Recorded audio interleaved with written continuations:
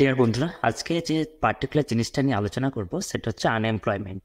তো unemployment very very important, specially for unemployed person. তো unemployed পারসনের কাছে আনএমপ্লয়মেন্ট খুবই ইম্পর্টেন্ট জিনিস, এবং এটা দেশের জন্য খুবই ইম্পর্টেন্ট। কারণ আনএমপ্লয়মেন্ট একটা দেশের ইকোনমিতে হার্মফুল ইফেক্ট ফেলে। কারণ হিউম্যান রিসোর্স হচ্ছে সব থেকে ইম্পর্টেন্ট একটা রিসোর্স। যখন কেউ আনএমপ্লয়েড থাকে বা আনএমপ্লয়মেন্ট রেট যদি বেশি হয়, তো অনেক significant portion of the people তারা কোনো গুডস বা সার্ভিস প্রডিউস করে না কান্ট্রির জন্য, যেটা একটা দেশের জন্য খুবই হার্মফুল। কারণ দেশটা পুরোপুরি তার যে হিউম্যান রিসোর্সকে ইউটিলাইজ করতে পারছে না। তো unemployment is A healthy indicator of the economy. তো যদি ইন্ডিয়া আনএমপ্লয়মেন্ট যত কম হবে, ইকোনমি তত হেলদিয়ার হবে এবং ইকোনমিক কন্ডিশন তত স্টেবল হবে। তো আনএমপ্লয়মেন্ট ভেরি ভেরি ইম্পর্টেন্ট। তো আনএমপ্লয়মেন্ট কিভাবে আমরা বলবো যে কে আনএমপ্লয়েড? তো normally ministry of statistical and program implementation, তিনি সার্ভে করে, পিরিয়ডিক সার্ভে করে, periodic labour force survey, PLFS. তো এই সার্ভে অনুযায়ী বিভিন্নভাবে তারা লেবার ফোর্সকে ভাগ করে। তো মোটামুটি এমপ্লয়েড এবং employed out of labour force but not searching for job, যে লেবার ফোর্সের বাইরে আছে বাট জব সার্চ করছে না, এবং out of labour force and searching for job. তাহলে এই তিনভাবে ভাগ করে। এর মধ্যে যে এমপ্লয়েড আছে, এমপ্লয়েড যে out of labour force but not searching for job, that is discourage worker বা sometimes maybe under paid workers. So এরকম অনেক সময় সেটা আমাদের আনএমপ্লয়মেন্টে ধরা হয় না। আনএমপ্লয়মেন্টে ধরা হয় কাদের না, যাদের একটা certain age, maybe 15+ age, and then searching for job at least last 1 month, sometimes it is 6 months, but not getting any job. These persons are treated as unemployed person. তো এইভাবে আনএমপ্লয়মেন্ট রেট ক্যালকুলেট করা হয়। আমি একটা power point প্রেজেন্টেশনের মাধ্যমে আমি দেখাচ্ছি। এটা একটা স্যাম্পল সার্ভে মাধ্যমে এটাকে দেখা হয়। স্যাম্পল সার্ভে মানে হচ্ছে যে এখানে হিউজ অ্যামাউন্টেড পপুলেশন, যেহেতু বাড়ি হাউস টু হাউস সম্পূর্ণ লার্জ অ্যামাউন্ট অফ পপুলেশনকে সার্ভে করা পসিবল নয়, তাই national sample survey organisation periodic labour সার্ভেটা করে 2017 থেকে। এখানে কি হয় না, সামান্য টাইনি ফ্র্যাকশন অফ পপুলেশনকে ধরা হয় সিটি এবং ভিলেজে, সেখানে তাদের উপরে সার্ভে করে একটা ওভারঅল একটা স্ট্যাটিস্টিক্যাল ক্যালকুলেশনের মাধ্যমে একটা মোটামুটি একটা জেনারেল ওভারভিউ তৈরি করা হয় এবং আনএমপ্লয়মেন্ট রেট করা হয়।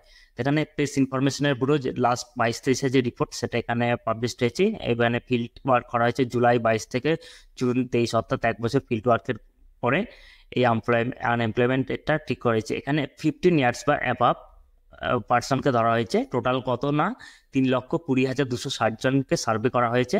1,81,049 রুরাল এরিয়া আছে এবং 1,39,211 আরবান এরিয়া আছে। তো এইবার labour force participation rate fixed করা হয়েছে। এইভাবে unemployment rate category wise fixed করা হয়। তো এখানে টোটাল সার্ভে রিপোর্টটা আছে, এটা প্রেস ইনফরমেশন ব্যুরোর ওয়েবসাইট বা ministry of statistical and programme ইমপ্লিমেন্টেশনের ওয়েবসাইট থেকে এটা ডাউনলোড করে পড়তে পারেন। 7-8 পেজ আছে।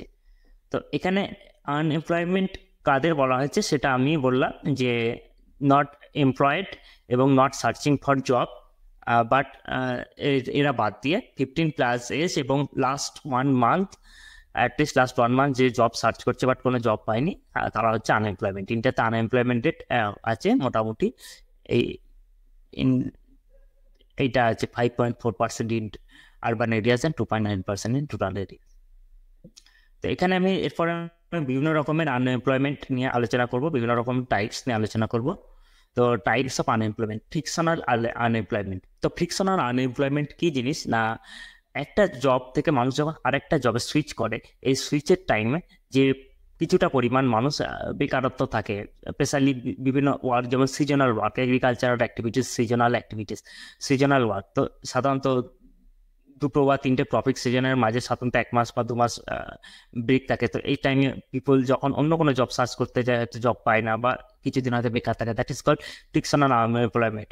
অনেক জব যেমন ব্রিক্স ফ্যাক্টরিতে নর্মালি 6 মান্থ জব হয়, তো 6 মান্থ জবের পর নর্মালি মানুষ যখন জব ছেড়ে দেয় তো অন্য জব পেতে গেলে সাধারণত কিছুটা টাইম বেকার থাকে। তাহলে এটা একটা ফ্রিকশনাল আনএমপ্লয়মেন্ট।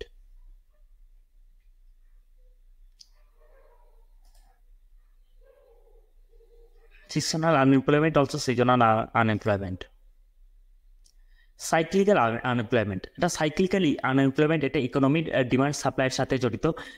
সাধারণত যখন আস্তে আস্তে ডিমান্ড বাড়তে থাকে, ইকোনমি গ্রোথ থাকে, দেন বুম বুম থেকে বাস্ট ফেজে চলে যায়, অর্থাৎ রিসেশন আসে।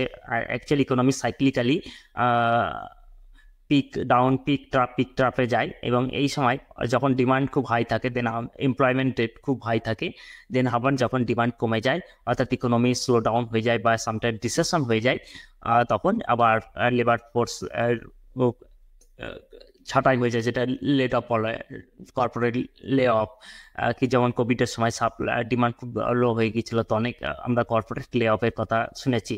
তো এটা ডিমান্ড সাপ্লাই আনএমপ্লয়মেন্ট রিলেটেড, এটাকে বলা হয় সাইক্লিক্যাল আনএমপ্লয়মেন্ট। এটা ইকোনমির আপস অ্যান্ড ডাউনের সাথে এটা রিলেটেড।